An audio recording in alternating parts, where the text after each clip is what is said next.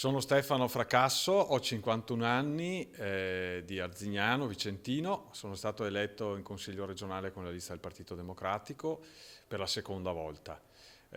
Faccio l'insegnante di liceo e ho fatto il sindaco di Arzignano, la mia città, dal 2004 al 2009 e poi dal 2010 in Consiglio regionale.